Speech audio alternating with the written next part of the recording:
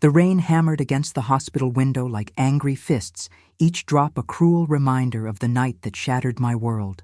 My name is Gloria Rowe. I'm 64 years old, and until 3 days ago, I believed my son Matthew loved me. I was wrong, so terribly, devastatingly wrong. Let me tell you about the moment my life changed forever. Picture this: a frail woman in a wheelchair, abandoned in the middle of a thunderstorm by the very person who once called her Mama with such tenderness. That woman was me, and the person who destroyed my wheelchair, leaving me helpless in the pouring rain, was my own flesh and blood. If you want to come back home, crawl. Those words still echo in my mind like a death sentence. Matthew's face, twisted with rage I'd never seen before, haunts my every waking moment. But I'm getting ahead of myself. Let me start from the beginning, when my world still made sense. I'm Gloria Rowe, a 64-year-old retired teacher from Salem, Oregon. For the past 8 years, I've been confined to a wheelchair after a devastating car accident that crushed my spine and stole my independence. My late husband, Robert, left me our modest home worth $180,000 and a small life insurance policy of $45,000. Money I've carefully preserved, living on my $200 monthly Social Security check. Matthew, my only child, moved back home 2 years ago after his divorce. At 40, he claimed he needed time to get back on his feet.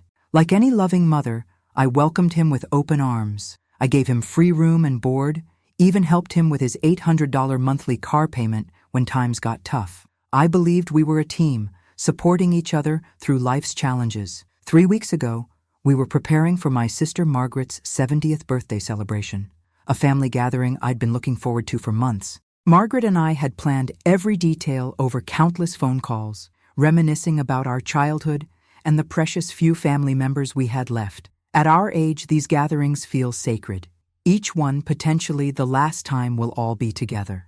The night before the party, Matthew came home late, reeking of alcohol and something else, something bitter and angry that I couldn't quite identify. When I asked about our departure time for Margaret's celebration, his response chilled me to the bone. "We're not going anywhere, old woman. You're staying right here where you belong." The cruelty in his voice was foreign, like a stranger wearing my son's face. When I protested, reminding him how much this meant to me, how Margaret was expecting us, he exploded with a fury that defied comprehension. "You think I care about your pathetic sister's party?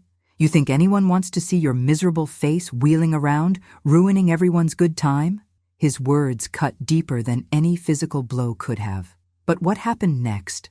What he did next? It still doesn't seem real, even now as I lie in this sterile hospital bed, my body broken and my heart shattered beyond repair. Matthew grabbed my wheelchair, my lifeline, my independence, my connection to the world, and with methodical precision, he began dismantling it. First, he removed the wheels, throwing them across the yard like discarded toys. Then he bent the frame until the metal screamed in protest, mirrors the sound of my own anguish. "There," he said, breathing heavily from his destructive frenzy. "Now you can't go anywhere. Now you'll stay put like the burden you are." But even in my worst nightmares, I couldn't have imagined what came next. As the storm clouds gathered overhead, Matthew dragged me from my broken chair and left me there in our driveway as the first drops of rain began to fall. "If you want to come back home, crawl," he shouted over the growing thunder, then disappeared into the house, leaving me there like discarded furniture. I spent 4 agonizing hours in that storm, rain soaking through my clothes, my paralyzed legs useless beneath me. Lightning illuminated my desperate attempts to drag myself toward shelter, but exhaustion and hypothermia eventually claimed me. The last thing I remember was the taste of rainwater mixed with tears and the crushing realization that my own son had left me to die. I woke up here, in Salem General Hospital, with a kind nurse named Patricia holding my hand and speaking words that would forever change everything I thought I knew about my life, my son, and the terrible truth he'd been hiding from me. If this story has touched your heart, please take a moment to like this video and subscribe to our channel. I'd love to know where you're watching from and what time it is there. Leave me a comment below. Your support means everything to an old woman trying to find her voice again. The fluorescent lights above my hospital bed buzzed with an irritating persistence, much like the questions swirling through my foggy mind. Nurse Patricia's gentle hands adjusted my blankets as consciousness slowly returned, bringing with it a symphony of aches and the bitter taste of betrayal still coating my tongue. Mrs. Rowe, can you hear me? Patricia's voice carried the practiced calm of someone who'd delivered devastating news before. Her eyes, kind but troubled, searched mine as I struggled to piece together the fragments of my nightmare. You've been unconscious for 18 hours. You were suffering from severe hypothermia when the paramedics found you.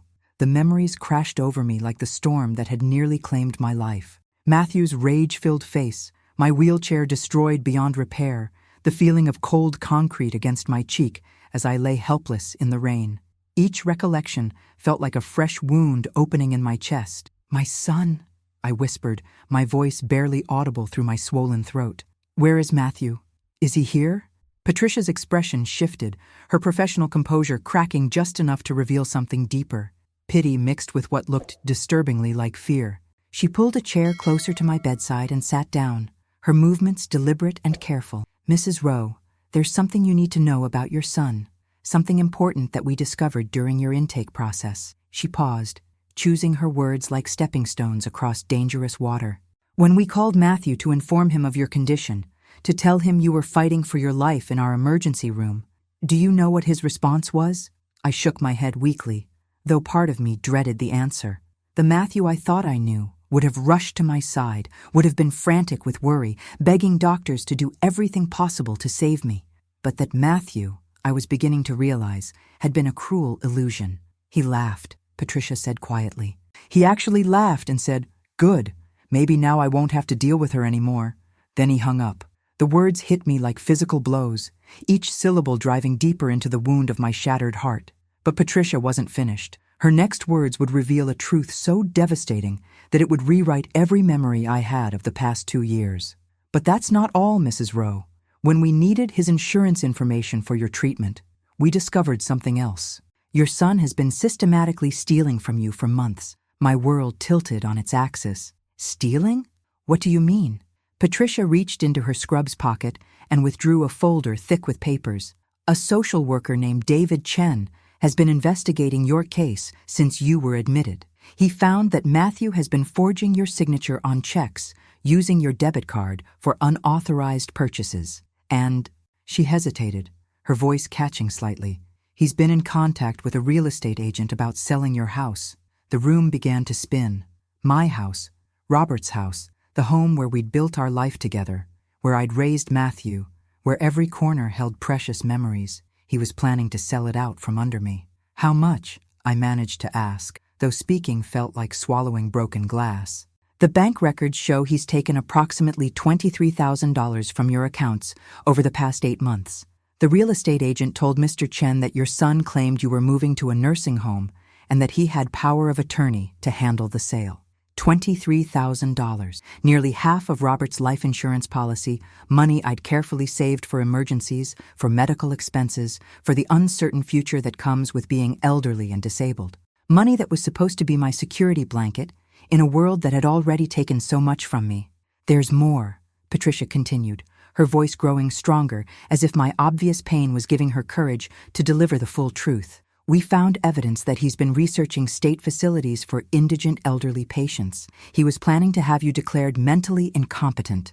The pieces of a horrific puzzle began falling into place. Matthew's increased irritability over recent months, his insistence on handling my mail, his sudden interest in my financial affairs. What I had interpreted as a son trying to help his disabled mother had actually been a predator circling his prey. Why? The word escaped my lips like a dying breath. Why would he do this to me? I'm his mother.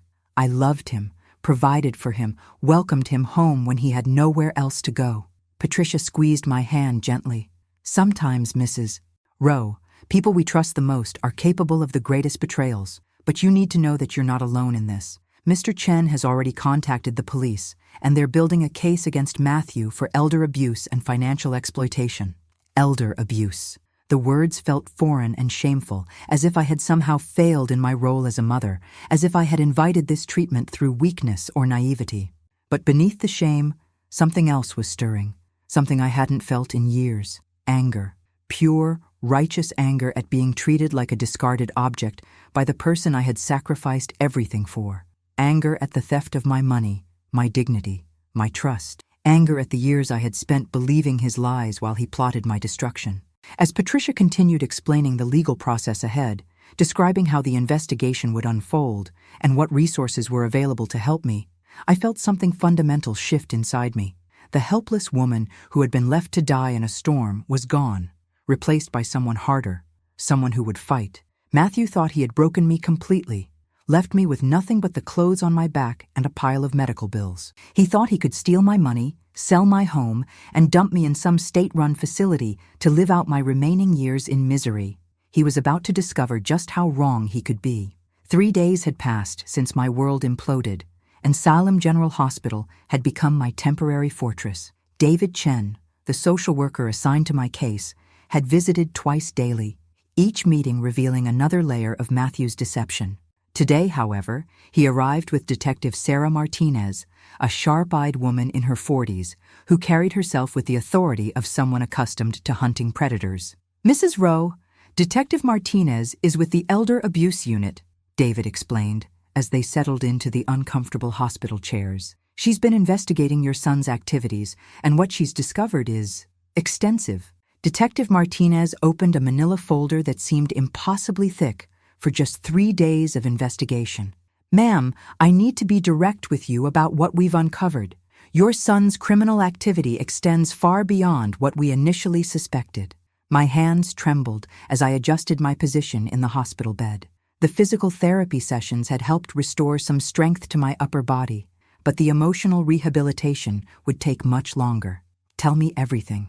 I need to know the truth, no matter how painful." "Over the past 18 months, Matthew has stolen a total of $34,000 from your accounts," Detective Martinez began, consulting her notes. "The additional $11,000 we discovered was withdrawn through ATM transactions using your card.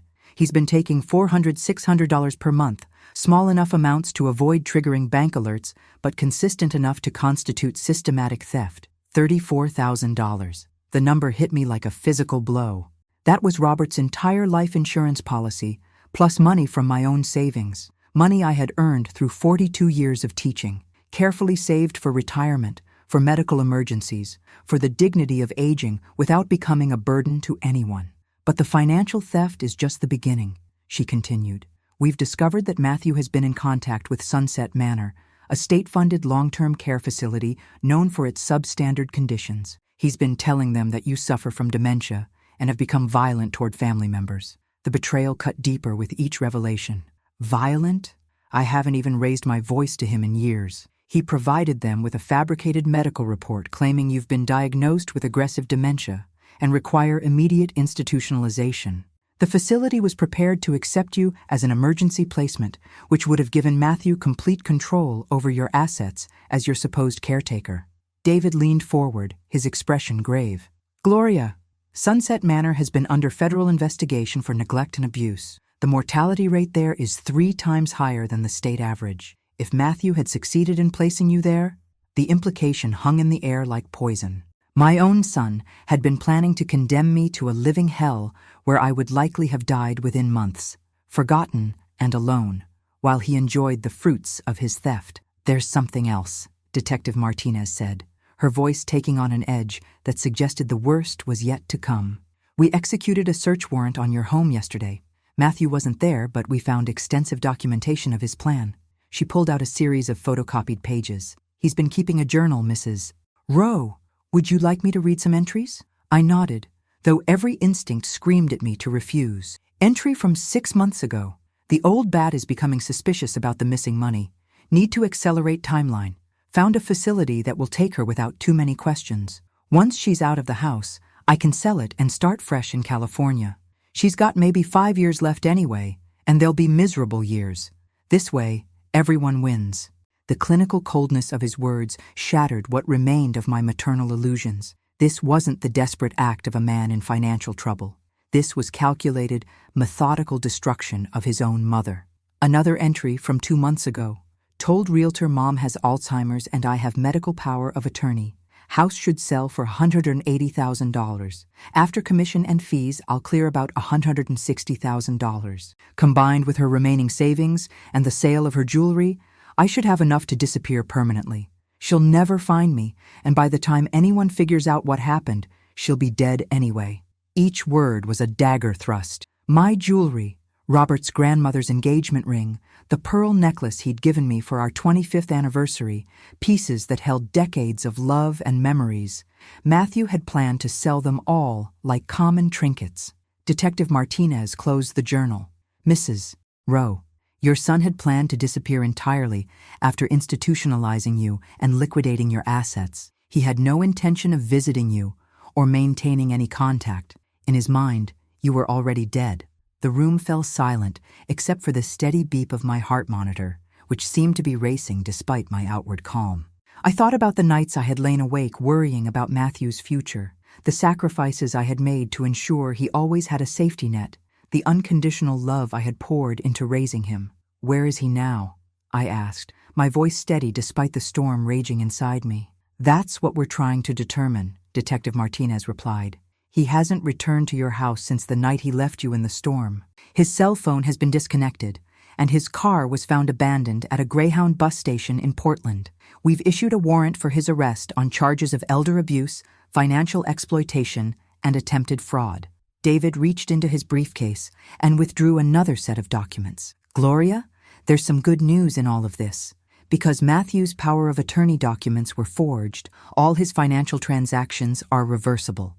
The bank has already frozen the accounts he was accessing, and they're working with us to recover the stolen funds. Additionally, Detective Martinez added, we've contacted the real estate agent and halted any potential sale of your property. Your house is secure, and we're working with a nonprofit organization that provides emergency financial assistance to elder abuse victims. They'll help you get back on your feet once you're released from the hospital. For the first time in days, I felt something other than despair. It wasn't hope, not yet, but it was something harder and more durable, determination. Matthew had underestimated me, had seen only a frail old woman in a wheelchair rather than a retired teacher who had spent 4 decades managing classrooms full of difficult children. He had taught me a valuable lesson about trust and betrayal. Now it was time for me to teach him about consequences. The rehabilitation ward at Salem General had become my war room. 5 days after Detective Martinez's devastating revelations, I was learning to navigate the world in a new wheelchair. This one provided by the hospital's charity program until my insurance could approve a permanent replacement. Physical therapy sessions had strengthened my arms and shoulders, but more importantly, they had given me time to plan. Detective Martinez arrived that morning with news that would shift our investigation into high gear. She found me in the therapy room, working with resistance bands under the guidance of Maria, a physical therapist who had become something of a confidant during my recovery. Mrs. Rowe, we've had a breakthrough, Detective Martinez announced, pulling up a chair beside my wheelchair. Matthew made a crucial mistake. Maria discreetly excused herself, leaving us alone among the exercise equipment and motivational posters that suddenly seemed absurdly optimistic given the circumstances. What kind of mistake? I asked, pausing in my exercises. He accessed your bank account 3 days ago from an internet cafe in Sacramento, California. Tried to withdraw $2,000 from an ATM, but the account was already frozen. The transaction triggered an alert, and local police have security footage of him at the location. My heart rate quickened. So, he's in California? Was in California. He's smart enough to keep moving, but he made another error. He used a prepaid credit card to pay for the internet access, but he had to provide identification to purchase the card. We're tracking his movements now. Detective Martinez opened her ever-present folder and withdrew a map of the western United States, marked with red pins.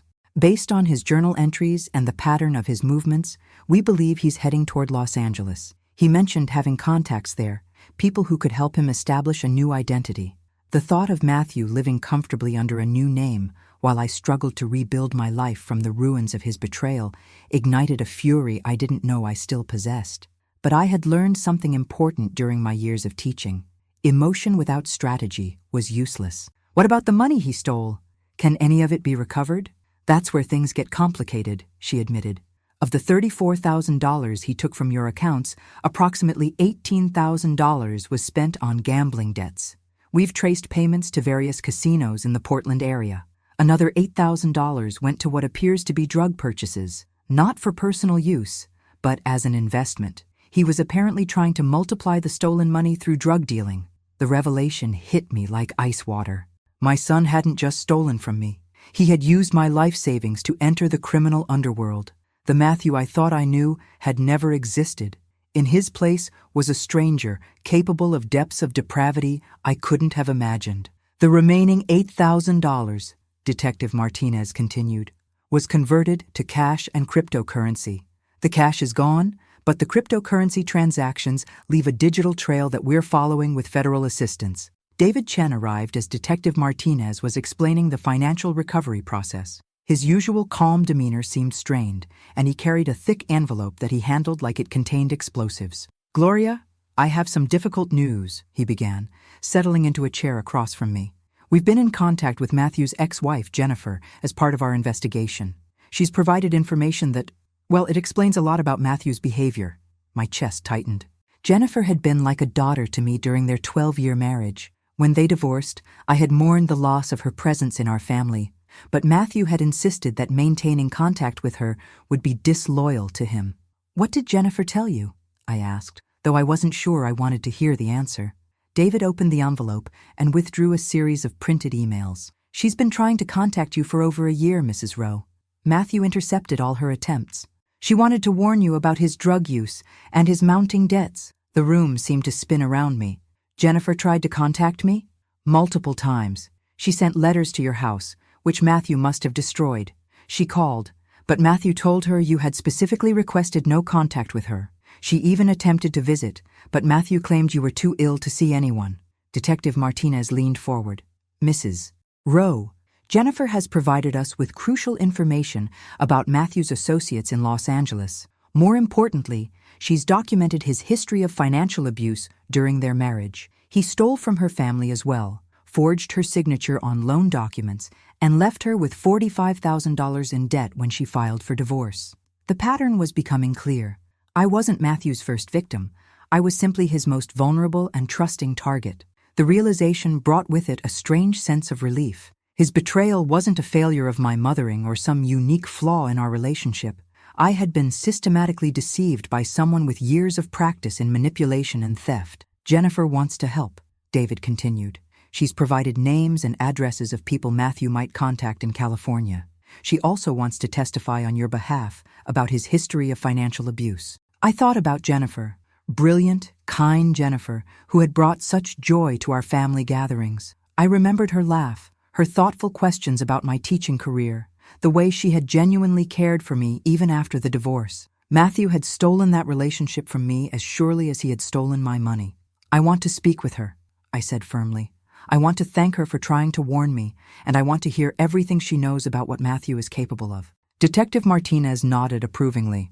"That's exactly what I was hoping you'd say. Jennifer's information, combined with the federal agencies now tracking the cryptocurrency transactions, gives us our best chance of apprehending Matthew and recovering your assets." As they left to make arrangements for Jennifer's visit, I remained in the therapy room, staring at my reflection in the mirrored walls. The woman looking back at me was thinner than before, marked by exhaustion and betrayal. But there was something new in her eyes, a hardness that hadn't been there 2 weeks ago. Matthew had transformed me from a trusting mother into a determined adversary. He had taught me that love could be weaponized, that trust could be lethal, that family bonds could become chains of exploitation. But he had also awakened something in me that had been dormant since Robert's death, the fierce protective instinct that had made me an effective teacher for 42 years. I had spent decades refusing to let children fail on my watch. Now it was time to ensure that Matthew didn't succeed on his. The conference room at Salem General Hospital had been transformed into an unlikely command center. Jennifer Martinez Chen, she had kept Matthew's name professionally but reclaimed her maiden name personally, sat across from me, her hands wrapped around a coffee cup as if seeking warmth against memories that still had the power to chill her. At 38, Jennifer retained the gentle beauty that had first caught my attention when Matthew brought her home 15 years ago. But there were new lines around her eyes, and a wariness in her posture that spoke of hard-learned lessons about trust and survival. "Gloria, I'm so sorry," were her first words, and the genuine anguish in her voice nearly undid my carefully maintained composure. I tried so hard to reach you. I knew what he was capable of, and I was terrified he would do to you what he did to me. Detective Martinez sat nearby, recording our conversation with Jennifer's consent. David Chen had provided boxes of tissue and a selection of comfort foods, understanding that this reunion would be as emotionally devastating as it was strategically important. "Tell me everything," I said, reaching across the table to take Jennifer's trembling hand. "I need to understand how long this has been going on, how I missed the signs." Jennifer took a shaky breath before beginning. "The financial abuse started about 5 years into our marriage. Small amounts at first, $20 here, $50 there. When I questioned him, he had reasonable explanations. Car repairs, work expenses he'd forgotten to mention. I trusted him completely." Her story unfolded with horrifying familiarity. The gradual escalation of thefts, the increasingly elaborate lies, the isolation from family and friends who might notice or intervene. Matthew had been perfecting his techniques on Jennifer long before he turned his attention to me. By our 8th year of marriage, he had stolen over $60,000 from my personal inheritance, Jennifer continued. Money my grandmother had left specifically for me, thinking it would provide security if anything happened to my marriage. Matthew convinced me to put it in a joint account for tax purposes, then systematically drained it for his gambling debts. $60,000. Combined with what he had stolen from me, Matthew had made a career out of devastating the women who loved him. I thought about the times during their marriage when I had given Matthew loans that were never repaid, amounts I had dismissed as helping a young couple establish themselves. Now I realized I had been funding his criminal activities all along. "What finally made you leave?" Detective Martinez asked, her pen poised over her notepad. Jennifer's face darkened with a memory that clearly still haunted her. "I found a notebook hidden in his car. It contained detailed financial information about elderly patients at the nursing home where I worked as a physical therapist. He had been watching me, learning about vulnerable residents with substantial assets and no close family members." The room fell silent as the implication sank in. Matthew hadn't just been planning to abuse his family members, he had been researching potential victims among defenseless elderly strangers. "He was planning to volunteer at the nursing home," Jennifer said, her voice barely above a whisper. "He told me he wanted to give back to the community, but his notebook contained detailed plans for befriending isolated residents, gaining their trust, and gradually taking control of their finances." My blood ran cold. If Matthew could plan such systematic abuse against strangers, his treatment of me wasn't personal betrayal. It was simply business as usual for a practiced predator. "Did you report this to the authorities?" I asked. I tried, but Matthew was very careful never to actually implement his plans with the nursing home residents. He claimed the notebook was research for a novel he was writing about elder abuse. Without concrete evidence of actual crimes against the residents, the police couldn't act on my suspicions. Detective Martinez looked up from her notes. "Jennifer, this information about his research methods is invaluable. It establishes a pattern of premeditation and predatory behavior that will be crucial for prosecution. It also helps us understand how he selected his victims." Jennifer reached into her purse and withdrew a flash drive. "I made copies of everything before I left. His notebooks, financial records, emails about potential targets. I've been carrying this evidence for 2 years, hoping someday I'd be able to use it to stop him." As Detective Martinez inserted the flash drive into her laptop, Jennifer turned back to me with tears streaming down her cheeks. "Gloria, I've missed you so much. You were more than a mother-in-law to me. You were the mother I never had. When Matthew told me you didn't want to see me anymore, it broke my heart, but I should have tried harder to reach you. I should have shown up at your door and refused to leave until I could warn you personally." The guilt in her voice was painful to hear. "Jennifer, you couldn't have known what he was planning, and trying to maintain contact against his wishes might have put you in danger. You did what you could, but it wasn't enough," she insisted. "While I was protecting myself, he was destroying you. I knew he was cruel, manipulative, and criminal. I should have found a way to warn you." Detective Martinez looked up from the laptop screen, her expression grim but determined. "Jennifer, the information on this drive is extraordinary. We have detailed records of Matthew's research methods, his target selection criteria, and most importantly, a list of contacts in California who have been helping him establish false identities. She turned the laptop screen toward us, displaying a document titled Los Angeles Network. It contained names, addresses, and phone numbers of people who specialized in creating new identities for individuals fleeing criminal charges. With this information, we can coordinate with California authorities to set up surveillance on these locations. More importantly, we can anticipate his next moves and potentially intercept him before he disappears permanently. I studied the screen, noting the professional thoroughness of Matthew's criminal planning. He had researched escape routes, safe houses, and new identity protocols with the same methodical attention to detail that I had once admired in his school projects. "Jennifer," I said slowly, "I want you to know that I don't blame you for anything that happened. You were his victim too, and you've provided the tools we need to stop him from hurting anyone else. You've been braver than I was. You recognized the danger and escaped. I was too blind to see what was right in front of me." As we embraced across the conference table, I felt the first stirring of something beyond anger and determination. For the first time since that terrible night in the rain, I felt hope. Not just for justice, but for the possibility of rebuilding relationships that Matthew's manipulation had destroyed. He had stolen my money, destroyed my trust, and shattered my sense of security. But his greatest miscalculation was believing he could permanently isolate me from people who genuinely cared about my welfare. Jennifer's courage in preserving evidence and seeking justice had given us the weapons we needed to fight back. Matthew was about to discover that his victims were far from defenseless and that his carefully constructed web of lies was beginning to unravel.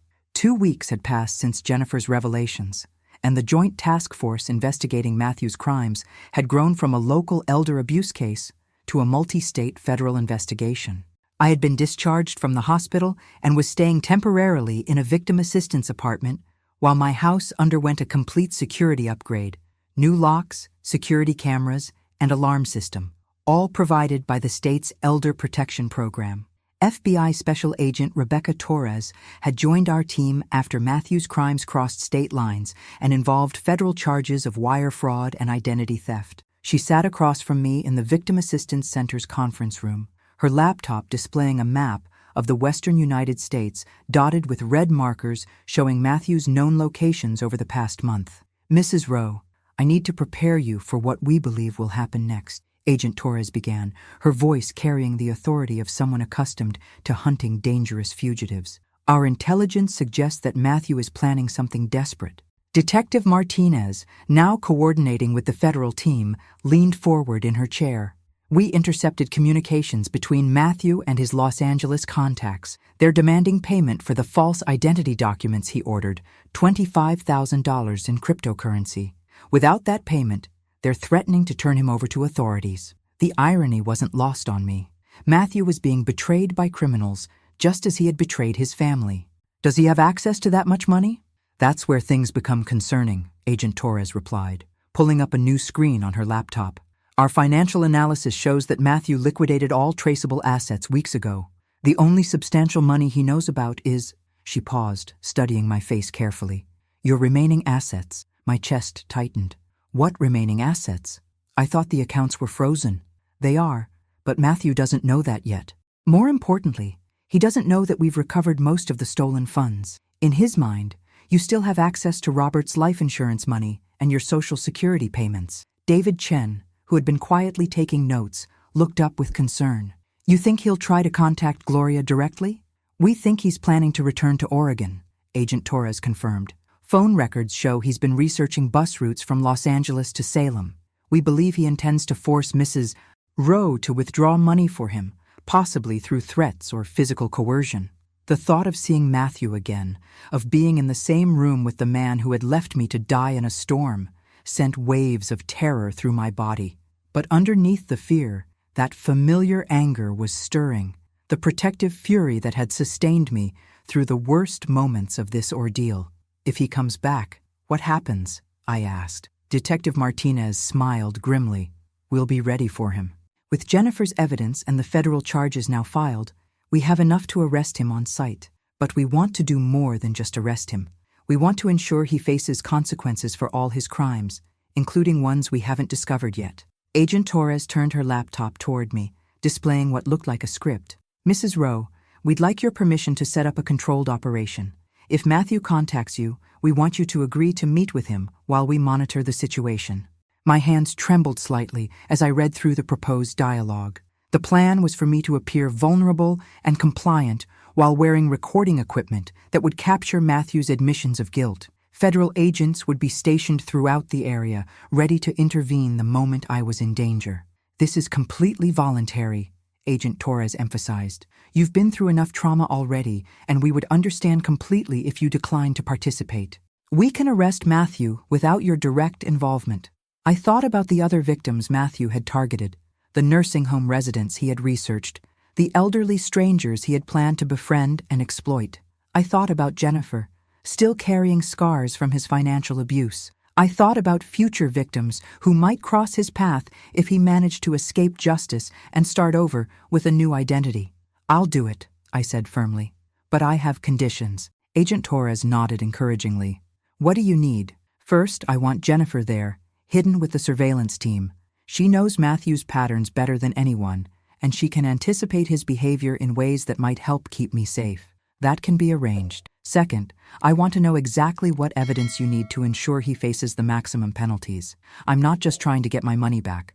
I want to make sure he can never do this to anyone else." Detective Martinez consulted her notes. "With your cooperation, we can build cases for elder abuse, financial exploitation, identity theft, wire fraud, and conspiracy to commit fraud.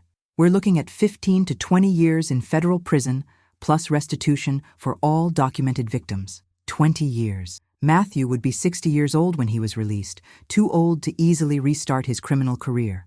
The thought brought a satisfaction I hadn't expected to feel about my own son's destruction. "Third," I continued, "I want assurance that this operation won't put other people at risk. If Matthew becomes violent or desperate—" "Mrs. Rowe," Agent Torres interrupted gently, "we've been tracking violent criminals for 15 years. Your safety is our primary concern, followed by apprehending Matthew and gathering evidence. We have protocols in place to protect everyone involved." As the meeting concluded and the team dispersed to finalize their preparations, I remained in the conference room, staring at the map of Matthew's journey across the country. In 3 weeks, he had traveled from Oregon to California and back, leaving a trail of attempted fraud and identity theft. But his path was leading him directly back to me, back to the source of his original betrayal. Matthew had taught me that family bonds could be weapons of destruction. Now I was about to teach him that they could also be tools of justice. He was returning to what he believed was a broken, helpless old woman who would do anything to avoid further suffering. Instead, he would find a survivor backed by law enforcement, armed with evidence of his crimes, and determined to ensure that his victims, myself included, received the justice we deserved. The hunter was about to become the hunted, and he had no idea that his carefully planned trap had been turned against him. The phone rang at 6:47 a.m. on a Tuesday morning, jerking me from the first peaceful sleep I'd had in weeks. I was staying in the victim assistance apartment, surrounded by federal monitoring equipment that had become as familiar as furniture. Agent Torres had warned me that Matthew typically made contact during early morning hours when his targets would be disoriented and vulnerable. "Hello?" I answered, my voice deliberately shaky and confused. "Mom?" Matthew's voice carried across the line like poison disguised as medicine. "Mom, it's me. I'm so sorry about what happened. I was having a mental health crisis, and I need to see you. I need to explain everything." The lies came so smoothly, so convincingly, that for a moment I could almost believe this was the concerned son I had raised, rather than the predator who had left me to die. But Agent Torres and Detective Martinez were listening through hidden speakers, and I could see their tense faces through the partially open bedroom door. "Matthew, oh honey, where have you been? I've been so worried." I injected just the right amount of relief and maternal concern into my voice. "Are you safe? Are you hurt?" "I'm okay, Mom, but I need to see you. I'm in Salem and I need your help. I know you probably hate me for what happened, but I can explain everything. It wasn't really me. I was taking medication that made me act crazy. I'm better now, but I need to see you." Mental health crisis, medication-induced behavior. He was already constructing his legal defense while simultaneously manipulating me into vulnerability. The clinical calculation of it made my skin crawl. "Of course you can see me, sweetheart, but I'm not at home right now. I'm staying at a friend's place while they repair the damage from the storm. The lie was necessary. He couldn't know that I was in protective custody. Where are you staying? I can come to you. I have so much to explain, Mom. I have a job now and I can pay back the money I borrowed. I can make everything right. Borrowed. Even now, even caught in his web of crimes, he couldn't admit to theft. I looked toward the doorway, where Agent Torres was holding up a card with our predetermined response, written in large letters. I'm staying at Margaret's old house on Elm Street, I said. Margaret had moved to assisted living 6 months earlier, and the FBI had secured permission to use her empty house for the operation. Do you remember how to get there? Of course I remember. Mom, I want you to know that I love you, and I'm so sorry for everything. I was sick, but I'm getting help now. Can you meet me there in 2 hours? And Mom, can you bring your checkbook? I need to pay for the medication that's helping me get better. There it was, the real reason for his return. Not remorse, not concern for my welfare, but another attempt to access my money. The therapeutic fiction was just window dressing for the same predatory behavior that had defined our relationship for months. I can bring my checkbook, I agreed. How much do you need for your medication? Just whatever you can spare. Maybe 5,000? It's a special treatment program, but it's really helping me. Once I complete it, I'll be able to get a good job and pay you back everything I owe. $5,000. If he believed I had access to that amount, it meant he hadn't yet discovered that his thefts had been detected and reversed. Agent Torres was nodding approvingly. Matthew's ignorance would make him overconfident and more likely to provide the incriminating statements they needed. I'll see what I can do, honey. I just want you to get better. The endearment tasted like ash in my mouth, but it was necessary to maintain the illusion. I love you, Mom. I'll see you at 10 o'clock. And Mom, please don't tell anyone I'm back in town. I'm embarrassed about what happened, and I need to get my life together before people start asking questions. The line went dead, leaving me alone with the weight of what was about to unfold. Agent Torres entered the room immediately, followed by Detective Martinez and David Chen, who had arrived earlier to provide emotional support during the operation. You did perfectly, Agent Torres assured me. He revealed exactly what we expected: ongoing deception about his motives, continued attempts at financial manipulation, and awareness that his actions were criminal enough to warrant secrecy. Detective Martinez was already coordinating with the surveillance teams positioned around Margaret's house. We have agents in place as neighbors, delivery personnel, and maintenance workers. The house is fully monitored with audio and video equipment. The moment you feel unsafe or give the predetermined signal, we'll intervene. David Chen sat down beside me, his expression concerned. Gloria, how are you feeling about actually seeing him? It's not too late to change your mind about participating directly. I considered his question carefully. How did I feel about facing the man who had systematically destroyed my trust, stolen my security, and left me to die in a storm? How did I feel about sitting across from someone who had researched nursing homes like concentration camps where he could dump me to die alone and forgotten? I'm terrified, I admitted honestly. But I'm also ready. Matthew has spent months seeing me as a helpless victim. It's time for him to understand that he was wrong about me.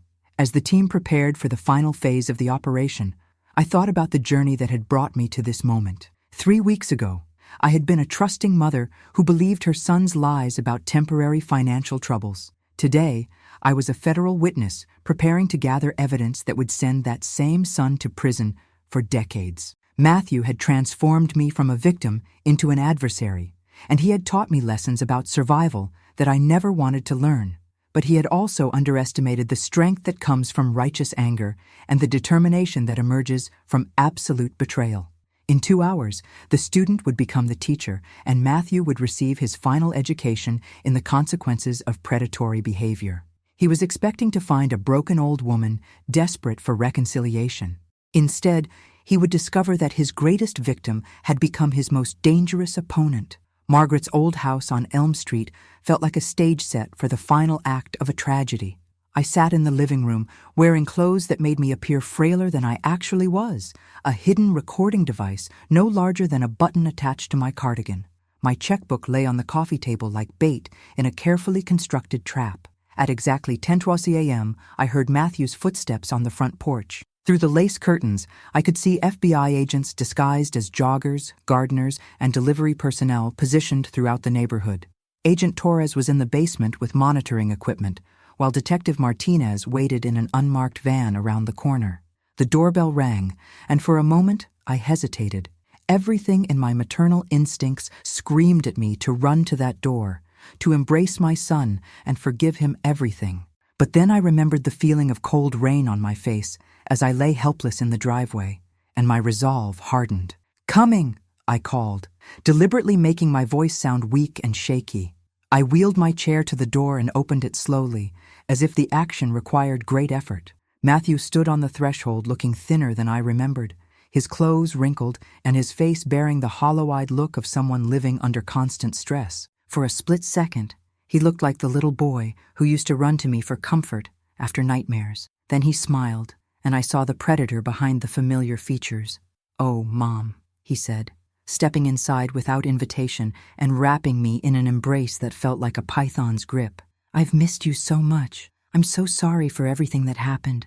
His performance was flawless, tears in his eyes, genuine-sounding remorse in his voice, the perfect portrayal of a prodigal son seeking forgiveness. If I hadn't known the truth about his crimes, I might have believed him completely. "I've missed you too, sweetheart," I replied, allowing myself to sound emotional and relieved. "I was so worried when you didn't come home. Are you really okay?" Matthew settled into the chair across from me, his eyes already scanning the room and noting the checkbook on the table. "I'm getting better every day. The doctors say I had a severe reaction to some antidepressants I was taking. It made me paranoid and aggressive. That's why I acted so crazy that night." The lie was so smooth, so believable, that I could see how he had fooled victims before me. He wasn't just stealing money. He was stealing reality itself, replacing truth with carefully constructed fiction that made his victims doubt their own perceptions. "I don't remember everything that happened," he continued, leaning forward with perfectly calculated vulnerability. "But I know I hurt you, and I know I took money from your accounts. I thought it was my money. The medication confused me about everything."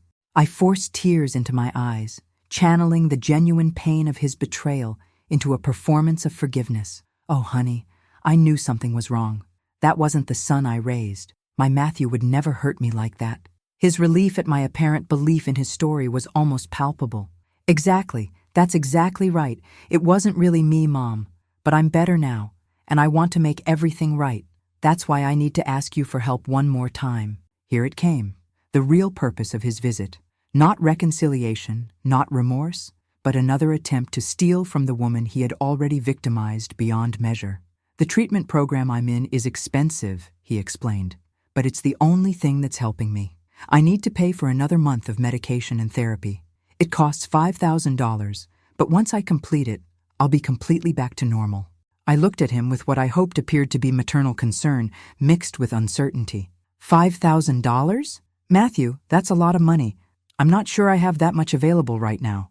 His mask slipped slightly, showing a flash of irritation before he controlled himself. "Mom, I know you have Robert's life insurance money saved. You've always been careful with money. This is for my health. It's an investment in getting your real son back." The manipulation was breathtaking in its sophistication. He was using my love for him as leverage, implying that refusing to fund his fictional treatment would mean abandoning him to mental illness. Any normal mother would have been completely disarmed by this approach. "I suppose I could check my account balance," I said hesitantly, reaching for my purse. "But Matthew, I need you to promise me this is really for treatment. I can't afford to lose any more money." "Of course it's for treatment," he said, his voice taking on a slight edge that revealed his growing impatience. "What else would it be for? Mom, I'm sick and I need help. If you don't help me, I might relapse and do something terrible again." There it was, the threat disguised as vulnerability. He was warning me that refusing his demands might trigger another episode like the night he destroyed my wheelchair and left me to die.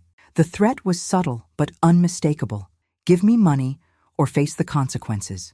I pretended to study my bank account information on my phone, letting silence stretch between us while he fidgeted with nervous energy. Finally, I looked up with what I hoped appeared to be reluctant resignation. "I can write you a check for $5,000, I said slowly. "But Matthew, I need you to understand that this is everything I have. If something happens to me, if I have a medical emergency, I won't have any money left." His relief was immediate and genuine. "Nothing will happen to you, Mom. I promise. And once I'm better, I'll get a good job and pay you back with interest. You'll see. This will be the best investment you ever made." As I began writing the check, my hand trembling slightly for effect, Matthew's true nature finally emerged completely. "You know," he said conversationally, "you really should consider moving somewhere safer. This old house is too much for someone in your condition. I've been researching some nice assisted living facilities that would take good care of you." The words hit me like ice water. Even now, even while stealing my money under the pretense of medical treatment, he was still planning to institutionalize me. The check in my hand wasn't just theft, it was funding for my own destruction. "Assisted living?" I asked, my voice carefully neutral. I hadn't thought about that. "There's this place called Sunset Manor that has openings," he continued, his voice taking on an almost casual tone. "Very affordable, and they specialize in caring for people with, well, people who might be developing cognitive issues. I could help you apply if you want." Sunset Manor. The same facility Jennifer had mentioned. The place under federal investigation for abuse and neglect, where the mortality rate was 3 times the state average. He was still planning to condemn me to a living hell where I would likely die within months, forgotten and alone. I finished writing the check and held it out to him, watching his eyes light up with triumph. As his fingers closed around the paper, I felt the last vestiges of maternal love die in my heart. This wasn't my son.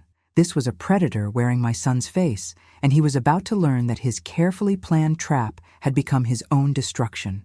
The check passed from my trembling fingers to Matthew's eager grasp, and in that moment, I watched my son's face transform from false concern to genuine triumph. He thought he had won again, convinced another victim to fund his criminal lifestyle while planning her destruction.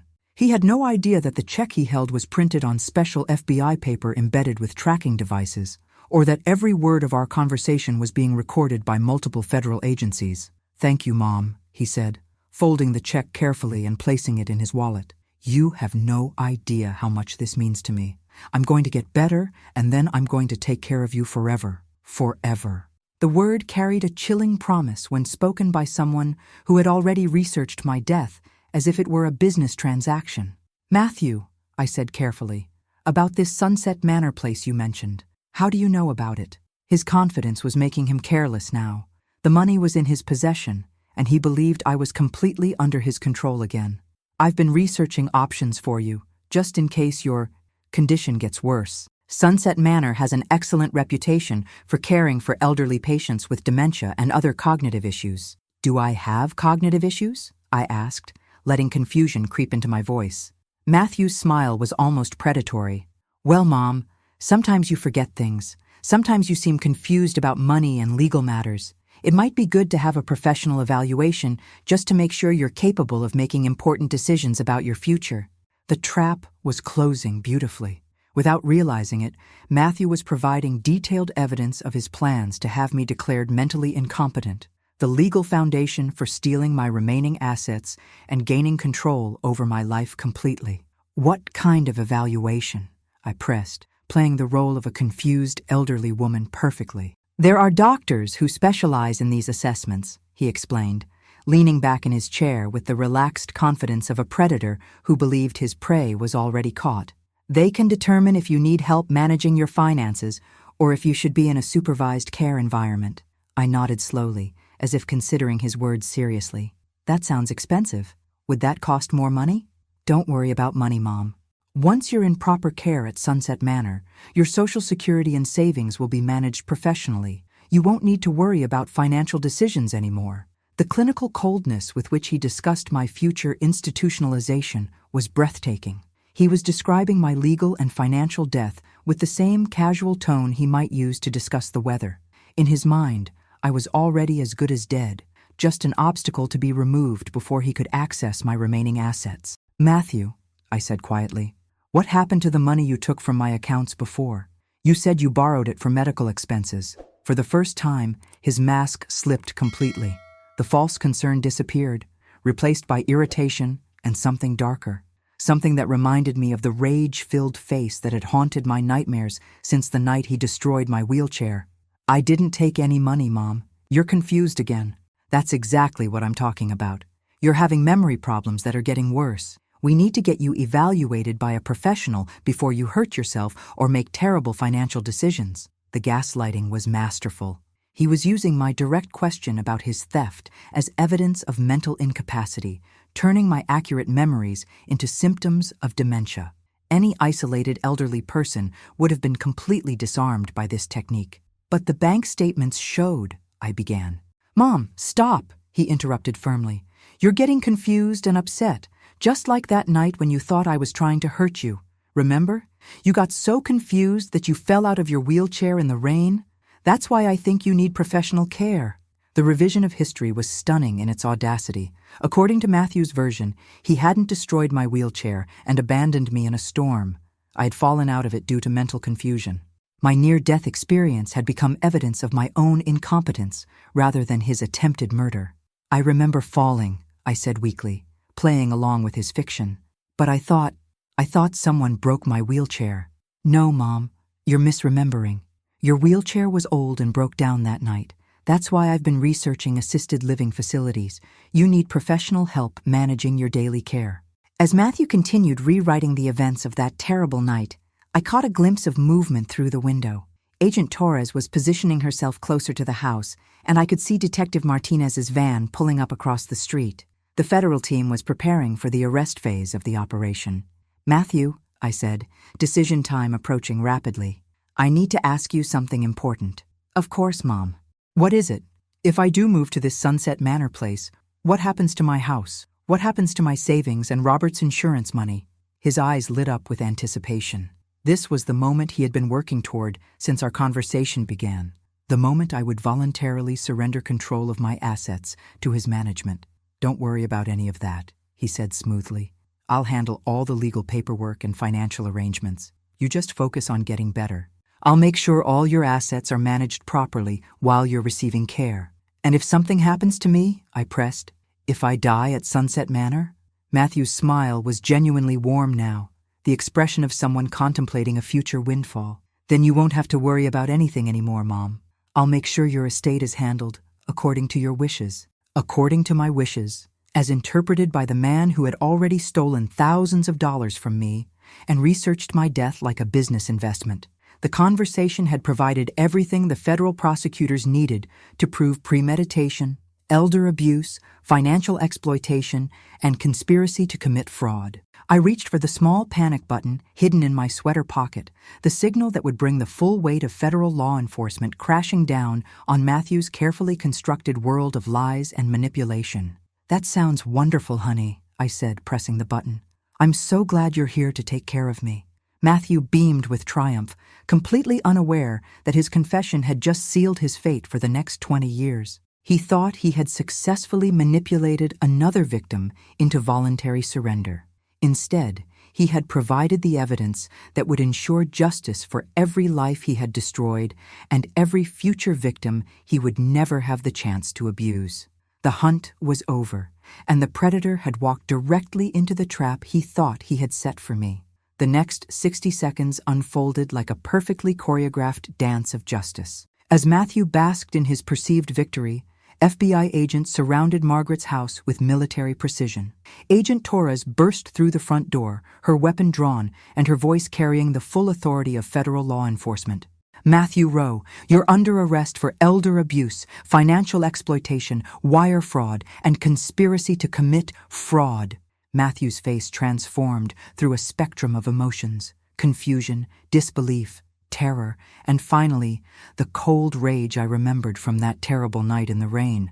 As handcuffs clicked around his wrists, he turned to me with venom in his eyes. "You set me up," he snarled, all pretense of filial affection evaporating instantly. "You vindictive old witch, you set me up." "No, Matthew," I replied calmly, watching as agents secured the recorded confession that would destroy his life as thoroughly as he had tried to destroy mine. "You set yourself up. I just gave you enough rope to hang yourself." Detective Martinez entered with Jennifer close behind her. My former daughter-in-law's face was streaked with tears, not of sorrow, but of relief that the man who had terrorized her for years was finally facing consequences for his actions. As agents led Matthew toward the door, he struggled against his restraints and shouted back at me. "This won't stick. I'll claim mental incompetence, temporary insanity, anything. I'll be out in 2 years, and when I am, I'll make sure you pay for this." Agent Torres paused in the doorway. "Mr. Rowe, you might want to reconsider making threats against a federal witness. Your confession today, combined with the evidence we've gathered over the past month, is going to put you away for a minimum of 15 years. Your cooperation might reduce that sentence. Your continued threats will only make it longer." The door closed behind Matthew with a finality that seemed to drain all the tension from my body. For the first time in weeks, I was in a room where every person present genuinely cared about my welfare, rather than viewing me as a target for exploitation. Jennifer knelt beside my wheelchair and took my hands in hers. "Gloria, I'm so proud of you. I know how hard that must have been." "It was necessary," I replied, squeezing her fingers gratefully. "Not just for me, but for everyone he might have hurt in the future. He was planning to target nursing home residents, Jennifer. Vulnerable elderly people with no family to protect them." Over the following hours, as federal agents processed evidence and coordinated with prosecutors, the full scope of Matthew's criminal enterprise began to emerge. The cryptocurrency transactions led to a network of identity thieves operating across multiple states. His contact list included elderly victims in California who had been bilked out of their life savings by similar schemes. Most significantly, investigators discovered that Matthew had been in contact with organized crime figures who specialized in insurance fraud involving elderly victims. His plan hadn't been limited to stealing my assets. He had been researching ways to profit from my death through fraudulent life insurance claims. David Chen arrived that evening with news that transformed my victory into something approaching complete vindication. "Gloria, the federal prosecutors are offering Matthew a plea deal, 20 years in federal prison, in exchange for providing information about the criminal network he was working with. Will he take it?" I asked. "His lawyer is recommending it strongly. The evidence against him is overwhelming, and if he goes to trial, he's facing life imprisonment under federal elder abuse statutes. The recorded confession you obtained makes conviction virtually certain." That night, I returned to my own house for the first time since the storm that had changed everything. The security system upgrades made it feel safer, but more importantly, I felt stronger.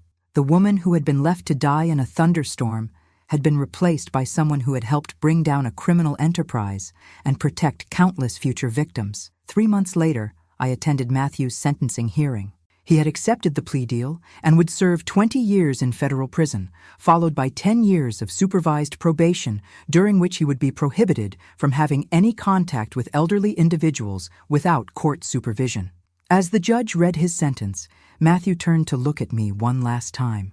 The rage was gone, replaced by something that might have been recognition, perhaps the first honest emotion he had shown in years. For a moment, I saw my son again, not the predator he had become. But that moment passed quickly. Matthew had made his choices, and now he would live with the consequences. Justice had been served, not just for me, but for Jennifer, for the nursing home residents he had researched, and for the countless future victims who would now be safe from his predatory behavior. After the hearing, Jennifer and I had lunch at a small cafe near the courthouse. We talked about rebuilding our relationship, about the family gatherings we had missed, about creating new memories to replace the ones Matthew's manipulation had tainted. "What will you do now?" Jennifer asked. I had been thinking about that question for weeks. The recovered funds, combined with my Social Security and the sale of some assets I no longer needed, had provided financial security. But more importantly, my experience had given me a sense of purpose I hadn't felt since retiring from teaching. "I'm going to volunteer with the Elder Abuse Prevention Program," I said. "I want to help other seniors recognize the warning signs of financial exploitation. I want to tell my story so that other families don't have to experience what we've been through." As we finished our meal, I reflected on the journey that had brought me to this point. Matthew had intended to destroy me completely, financially, emotionally, and ultimately physically. Instead, his betrayal had revealed reserves of strength I didn't know I possessed. He had transformed me from a victim into an advocate, from someone who accepted abuse into someone who fought against it. The elderly woman who had been abandoned in a storm was gone forever. In her place stood someone harder, wiser, and infinitely more dangerous to those who would prey on the vulnerable. Matthew had taught me that family bonds could be weapons of destruction. Now I was dedicated to teaching others that they could also be tools of protection and justice. If my story has touched your heart, please take a moment to like this video and subscribe to our channel. Share your thoughts in the comments below. Tell me where you're watching from and what time it is there. Your support gives voice to survivors everywhere and helps us continue sharing stories that matter. Remember, you're never too old to fight back, and you're never alone in seeking justice. Until we meet again, this is Gloria Rowe, survivor and advocate, reminding you that every ending can become a new beginning. Tentar novamente.